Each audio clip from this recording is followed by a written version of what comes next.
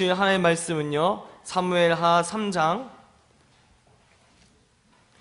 27절로 39절의 말씀입니다. 사무엘하 3장 27절로 39절까지의 말씀 함께 보시겠습니다. 네, 다 찾으신 줄로 알고 함께 교독하시겠습니다. 아브넬이 헤브론으로 돌아오매 요압이 더불어 조용히 말하려는 듯이 그를 데리고 성문 안으로 들어가 거기서 배를 찔러 죽이니 이는 자기의 동생 아사엘의 피로 말미암음이더라.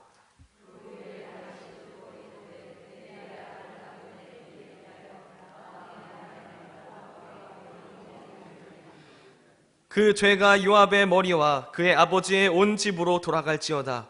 또 요압의 집에서 백탁병자나 나병 환자나 지팡이를 의지하는 자나 칼에 죽는 자나 양식이 떨어진 자가 끊어지지 아니할지로다 하니라.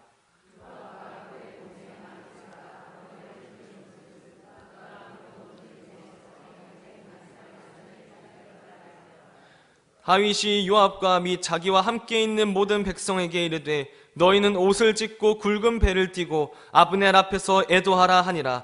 다윗 왕이 상렬을 따라가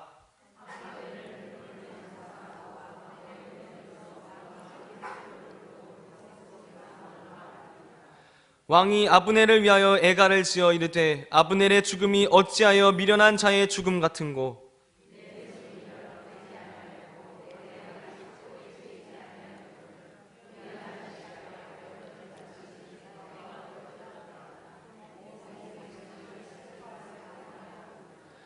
석양에 뭇 백성이 나와 다윗에게 음식을 권하니 다윗이 맹세하여 이르되 만일 나가 해지기 전에 떡이나 다른 모든 것을 맛보면 하나님이 내게 벌 위에 벌을 내리심이 마땅하니라 하매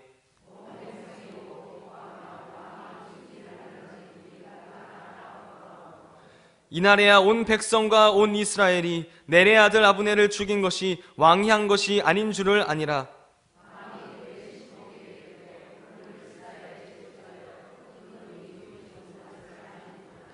함께 읽으시겠습니다. 내가 기름 부음을 받은 왕이 되었으나 오늘 약하여서 스루야의 아들인 이 사람들을 제어하기가 너무 어려우니 여호와는 악행한 자에게 그 악한 대로 갚으실지로다 하니라. 아멘. 네, 여러분, 성도 여러분 안녕하십니까? 우리 옆에 계신 성도님들께 이렇게 한번 인사해 볼까요? 여호와께서 갚으십니다. 한 번 더 인사해 보겠습니다. 여호와께서 갚으십니다. 우리가 세상을 산 나그네 된 우리가 이 땅을 지나면서 갚아야 할 것이 있다면 무엇이 있을까요? 저는 아직 나이가 어려서 갚아야 할 일이라고 한다면 부모님의 은혜에 보답하는 것 정도밖에 생각이 잘 나지 않는 것 같습니다. 어머니의 기도와 아버지의 고생, 당연히 앞으로 살면서 평생 갚아 나아가야 하는 것임이 당연합니다. 또 뭐가 있을까요? 제가 신학의 길에 설 때까지 그리고 지금도 사역하고 있는 저를 위하여서 기도하고 계시는 많은 분들께도 제가 사역으로 보답을 해야 되겠죠. 그러나 만약에 제가 진심으로 제 일평생을 다해서 이 인생을 걸고 갚아야 될 것이 있다면 혹시 무엇이 있을까요? 그것은 아마도 우리를 구원하신 예수 그리스도의 구원의 은혜일 것입니다. 우리는 모두가 이 빚을 지고 있으며 구원의 은혜를 아는 자들은 이 은혜가 갚을 수 없는 은혜임을 알 것입니다. 그런데 예수 그리스도께서 이 땅에 오시기 전에 구약의 성도들은 이 부분을 하나님께서 갚아주신다는 것을 어떻게 이해하고 받아들였으며 어떻게 살아나갔는가를 우리에게 보여주는 아주 훌륭한 본문이 바로 오늘의 본문입니다. 그럼 우리 함께 본문을 살펴보면서 하나님의 말씀하심을 통하여서 큰 은혜를 받으시기를 바랍니다. 가장 먼저 우리가 해야 할 일은요, 지금 현재 상황이 어떻게 되어가고 있는 것인가를 파악하는 것입니다. 이스라엘 가운데에는 아주 큰 전쟁이 있었습니다. 사상자가 굉장히 많이 난 상태이고 이 전쟁 가운데 전쟁이니까 당연히 일어날 수가 있는 장수의 죽음이 있었습니다. 죽음은 아프고 슬픈 일이지만 전쟁이니까 우리가 상상해 볼 수가 있는 상황입니다. 현재 이스라엘은 전시 상황이었고 이 전쟁은 아말렉 혹은 블레셋과 같은 여태까지 이스라엘이 싸워왔던 이방 민족, 하나님을 모르는 자들과 싸운 것이 아니라 같은 민족, 같은 이스라엘 사람들과의 전쟁이 일어나게 된 것입니다. 그 이유는요, 이스라엘 가운데 두 명의 왕이 세워졌기 때문입니다.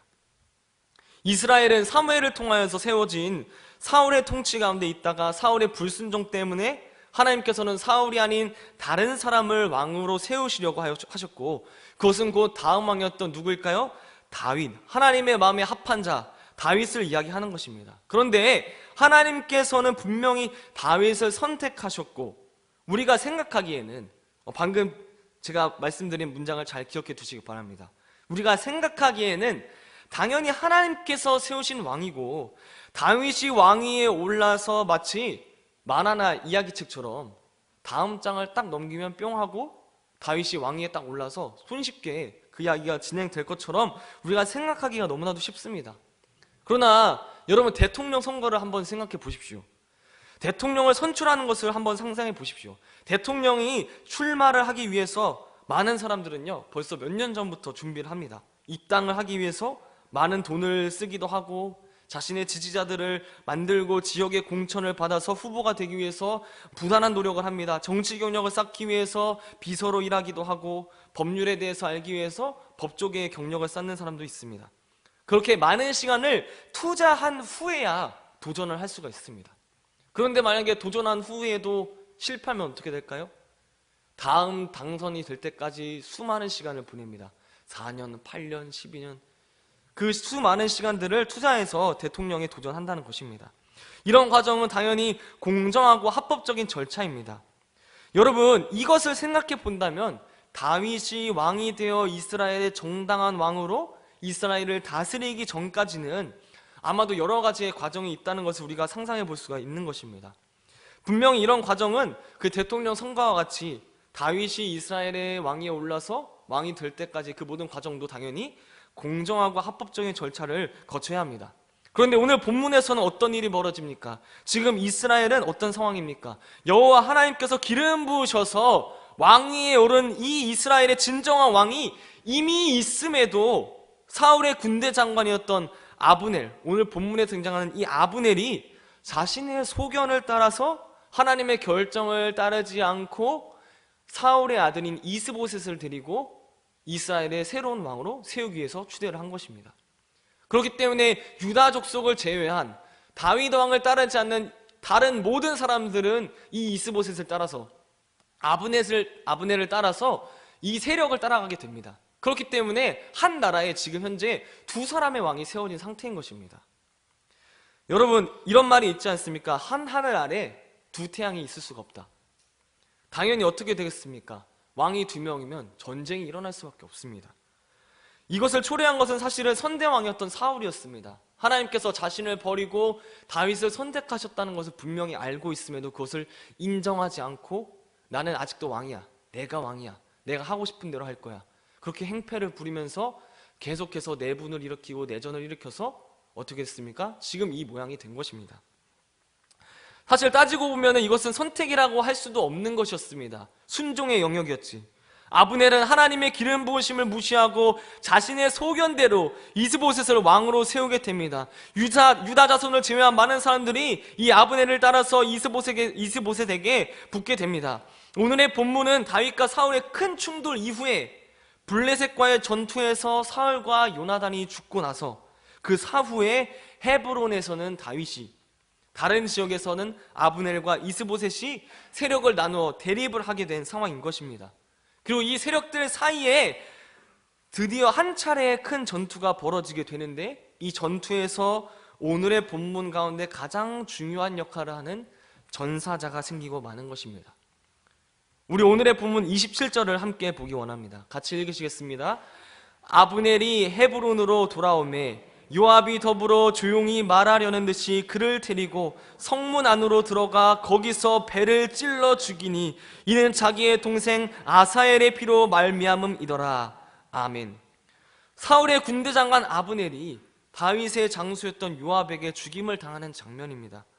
가장 뒷부분을 보기 원합니다. 요압이 길이 할 얘기가 있다고 아브넬에게 말하면서 그를 성문 안쪽으로 조용히 데리고 가서 보이지 않는 곳으로 끌고 가서 어떻게 했습니까? 칼로 배를 딱 찔러가지고 그 자리에서 죽이게 되는데, 이때 이 아브넬을 죽인 까닭이 뭐라고 써 있습니까? 자기의 동생 아사헬의 피로 말미암음이더라. 이렇게 말씀하고 있습니다. 바로 이 아사헬이 다윗의 군대와 이스보셋의 군대와의 전투 사이에서 발생된 유일한 다윗의 장군, 그것도 성경에 기록된 장군의 이름이 적혀있는 바로 그 전사자가 바로 아사헬이었습니다. 물론 다른 군사들의 죽음도 있었지만 같은 사무엘하 본문에서는요, 이렇게 기록하고 있습니다. 사무엘하 2장 30절 말씀입니다. 요압이 아브넬 쫓기를 그치고 돌아와 무리를 다 모으니 다윗의 신복 중에 19명과 아사헬이 없어졌으나. 아멘. 다윗의 실질적인 군대 장관이었던 요압 장군이 군대를 정비하고 무리를 모아서 전쟁이 끝난 후에 수를 세보니까 다윗의 신복 중에 19명과 누가 죽었다고요? 아사헬, 요압의 자신의 아우였던 아사헬이 그 전투에서 전사하고 말았다는 것입니다. 그런데 이 아사헬은 그렇다면 누가 죽였을까요? 당연히 오늘의 본문으로 유추해 봐서 아브넬에게 죽임을 당한 것입니다. 여러분, 다른 신복들은 그냥 숫자상으로 기록될 뿐이었지만 성경은 정확하게 아사헬이 없어졌다고 말씀하고 있습니다. 다윗의 군대와 이스보셋의 군대가 연못가를 두고 전투를 하게 되었을 때 발이 빠른 아사헬이 아브넬을 쫓아가게 되었는데, 아브넬의 설득에도 불구하고 이 아사헬이 끝까지 쫓아가다가 아브넬이 뒤로 뻗은 창에 배를 찔려서 그 자리에서 바로 즉사를 하고 맙니다. 이스라엘 군대가 이후에 아브넬의 군대를 뒤쫓아갔는데 요압은 사실 한 번 군대를 멈추게 하였습니다. 차라리 그때 모든 것을 풀어버렸으면 되었을 텐데 결과적으로 요압은 아브넬을 놓치고 맙니다. 이 전투 후에 이스보셋을 왕으로 세운 아브넬은 이스보셋의 세력을 자신의 왕국으로 만들어버립니다. 사울 왕의 또 다른 부인이었던 그 사람을 자신이 취하고 이 사건으로 인해서 이스보셋과 충돌이 일어나 배반하고 다윗을 따르려고 마음을 먹게 됩니다. 사울왕의 또 다른 부인을 차지한 이 하나님께서 가증스럽게 여기시는 일들도 버리면서 이제 이스보셋을 배신하고 다윗에게 찾아갑니다. 오늘의 본문은 바로 이 상황에서부터 시작되는 것입니다. 우리가 앞선 이스라엘의 상황을 파악한 것은 오늘의 본문이 말씀하는 바를 우리가 더 잘 이해하기 위함입니다. 사울 사후에 일어난 왕위의 변동 가운데 격동하는 그 이스라엘, 그 가운데에서 혼잡한 상황인데 이 가운데 당연히 순종해야 하는 일임에도 순종하지 않은 이스라엘의 대부분 사람들과 하나님께서 세우신 왕 다윗의 행보가 이후에 나타나기 때문입니다. 우리 오늘 본문 사무엘하 3장 20절과 21절을 함께 읽어보시겠습니다. 아브넬이 부하 20명과 더불어 헤브론에 이르러 다윗에게 나아가니 다윗이 아브넬과 그와 함께한 사람을 위하여 잔치를 배설하였더라. 아브넬이 다윗에게 말하되 내가 일어나 가서 온 이스라엘 무리를 내 주 왕 앞에 모아 더불어 언약을 맺게 하고 마음에 원하시는 대로 모든 것을 다스리게 하리이다 하니 이에 다윗이 아브넬을 보내매 그가 평안히 가니라. 아멘. 앞선 아브넬이 이스라엘 장로들을 포함한 자신의 세력들에게 말한 바로 보아서 아브넬은 자신의 부하 20명을 데리고 함께 헤브론에 있는 다윗에게로 이스라엘을 모아 통일할 수 있는 전략을 가지고 가서 다윗과 이야기하려고 찾아간 것으로 보입니다. 하지만 우리가 정말 상식적으로 성경이 옳다를 떠나서 우리가 사람의 마음으로 두 번째 반복합니다. 우리가 생각하기에는 아브넬은 자신을 장수를 죽인 자이고 자신을 왕으로 인정하지 않고 사울의 아들을 왕으로 삼아서 반대 세력을 세운 자입니다. 이 아브넬이요. 그런데 다윗이 이런 자와 함께 이야기를 하겠습니까? 우리가 상식적으로 생각하기에 우리 지금 나의 장수를 죽였고 나를 배신하고 나를 따르지 않고 이스라엘 가운데 새로운 왕을 뽑아서 나에게 내 대립하는 세력을 만든 이 자와 내가 식사를 같이 하고 이 사람과 협상을 할 그런 마음이 생기겠습니까? 저희가 지금 이 장면을 보면요 너무나도 사실 이상합니다. 여러분이 만약에 다윗이라면 어떻게 하시겠습니까? 지금 자신에게 찾아온 적군의 장수를 당장이라도 목을 베어서 나라 가운데 알리고 당장이라도 역경을 펼쳐서 전세를 차지하여야 하는 것이 당연한 일인데 다윗의 반응이 뭔가 이상하다는 것입니다. 마치 자신을 죽이려고 뒤쫓아오던 사울이 죽었을 당시처럼 너무나도 황당합니다.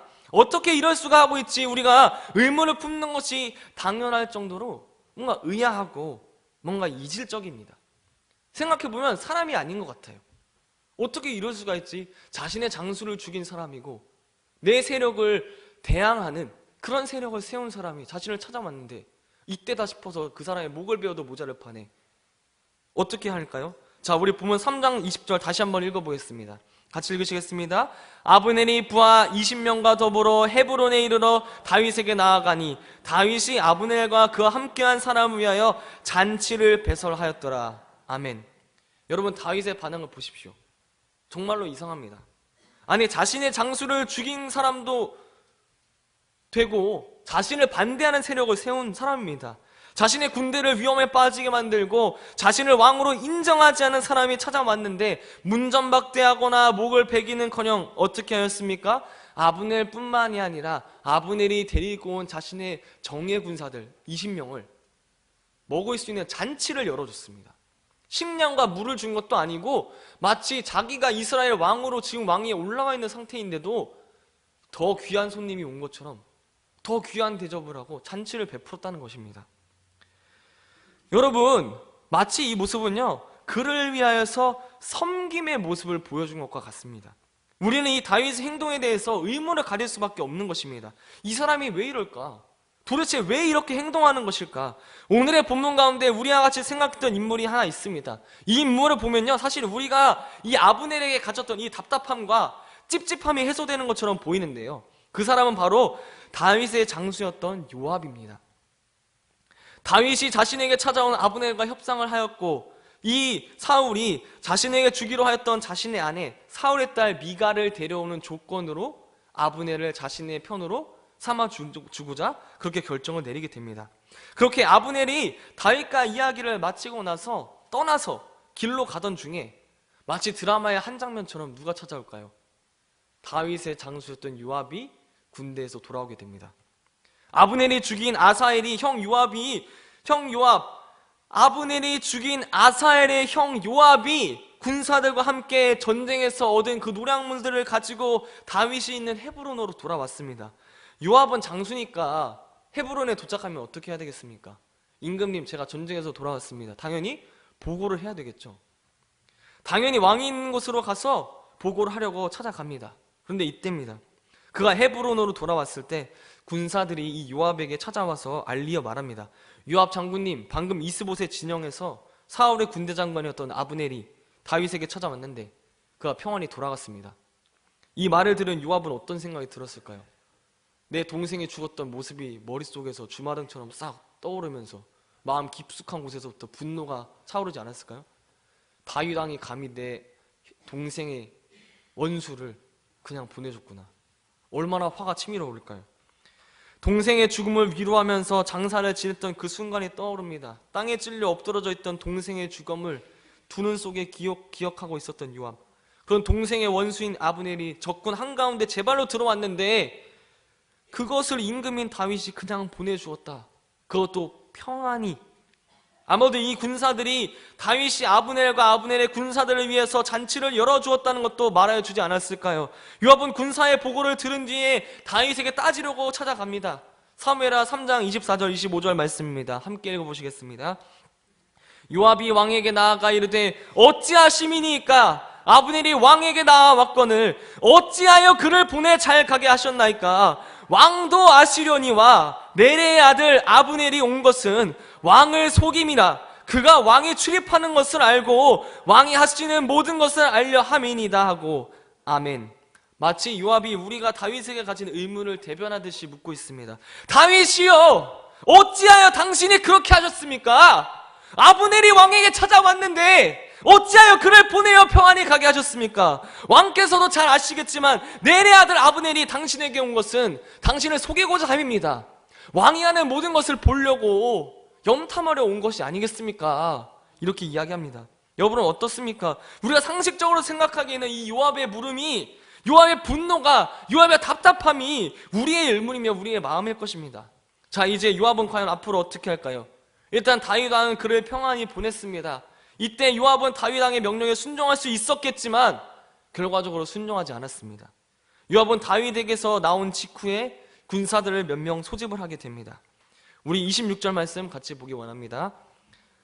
같이 읽으시겠습니다. 이에 요압이 다윗에게서 나와 전령들을 보내 아브넬을 쫓아가게 하였더니 시라 우물가에서 그를 데리고 돌아왔으나 다윗은 알지 못하였더라. 아멘.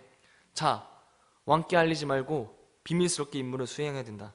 지금 돌아가는 길 중에 있는 아브넬을 불러서 이곳으로 오게 하라. 요압은 아마도 자신의 부하들에게 이러한 명령을 내렸을 것입니다. 시라 우물가 근처를 지나가는 아브넬을 급히 쫓아간 부하들이 데리고 헤브론으로 다시 돌아오게 됩니다. 그 이후에는 어떻게 됐을까요? 오늘 본문에 기록된 바와 같이 요압은 돌아온 아브넬을 기니 할 얘기가 있다고 설득하고서 성문 안쪽으로 데리고 와서 조용히 칼로 찔러 그를 죽이게 됩니다. 그를 살해하게 된 것입니다.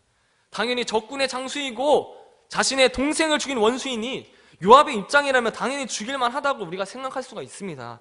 그런데 이 아브넬의 죽음을 알게 된 다윗이 아브넬의 죽음을 슬퍼하도록 백성들에게 명령한 것도 모자라서 그 아브넬의 죽음을 위해서 슬픈 노래를 지어서 부르게 합니다.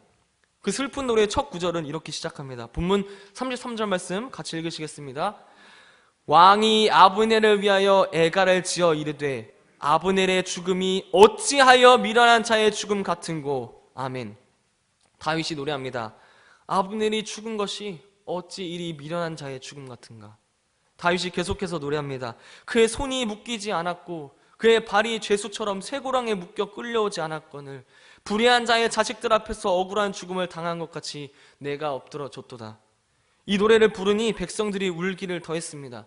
여러분, 이 노래가 너무나도 슬프고 심장을 파고드는 훌륭한 노래라서 우리가 이 감정에 휩쓸리기가 너무나도 쉽지만 다시 한번 생각해 볼 것은요, 지금 이 노래가 다윗이 자신의 적군인 아브넬의 죽음을 두고서 부르게 한 노래라는 것입니다. 심지어 다윗은요, 후에 이 아브넬의 죽음을 위해서 금식까지 합니다. 백성들 앞에 슬픔에 잠긴 모습을 보여줍니다. 그렇다면 다윗은 왜 이렇게나 슬퍼했을까요? 다윗은 왜 아브넬에게 이렇게 행동했을까요? 정답은요, 아브넬을 향한 다윗의 마지막 답변에 있습니다. 우리 본문 39절 말씀 같이 읽으시겠습니다. 내가 기름 부음을 받은 왕이 되었으나 오늘 약하여서 스루야의 아들인 이 사람들을 제어하기가 너무 어려우니 여호와는 악행한 자에게 그 악한 대로 갚으실지로다 하니라. 아멘. 다윗이 말합니다. 내가 오늘날 약하고 부드러웠고 왕으로 기름 부음을 받았지만 이 사람들 스루야의 아들들은 나의 어려움이니 그들의 악함대로 여호와께서 갚아 행하여 주소서. 여호와께서 어떻게 하여 주기를 바란다고요? 여호와께서 악행한 자에게 그 악함대로 갚으실지로다. 이 의문이 조금 풀려가는 것 같으십니까? 여러분, 다윗이 지금 왕이 되어서 현재 자리에 있게 되기까지 얼마나 많은 위기를 겪었습니까?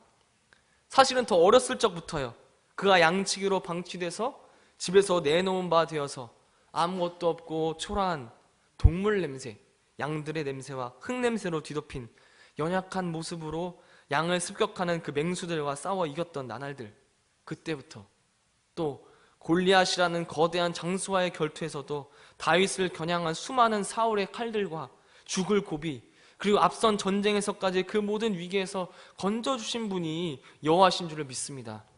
다윗은 이것을 너무나도 잘 알고 있었습니다. 다윗은 항상 어떤 일이 있을 때마다 기도하였습니다. 사울과 요나단이 전쟁에서 죽고 난 뒤에 이제 자신을 쫓는 대적도 없고 이스라엘 가운데에서 왕으로서 자신의 뜻대로 행할 수 있는 그 순간에도 가장 먼저 여호와께 겸손하게 무릎을 꿇고 기도하였던 사람, 그 사람이 바로 다윗입니다. 여러분, 오늘 본문 29절 말씀에 갚아 행하여 주소서라고 번역된 갚아 주다라는 단어는요, 히브리어로 살람이라는 단어입니다. 여러분, 어디서 많이 들어본 단어 같지 않으십니까? 살람. 뭐랑 비슷한가요? 샬롬과 비슷하죠. 네, 맞습니다. 바로 다윗이 그의 적군인 아브넬을 어떻게 보면 같은 이스라엘의 동포로서 긍휼히 여기고 받아주어서 정말 평안히 보내주었던 그 평안이라고 한 단어가 바로 샬롬입니다. 바로 이 갚으심이라는 단어와 평안이라는 단어가 같은 뿌리에서 나왔다는 말씀입니다. 그러나 요압은 어떻게 했습니까?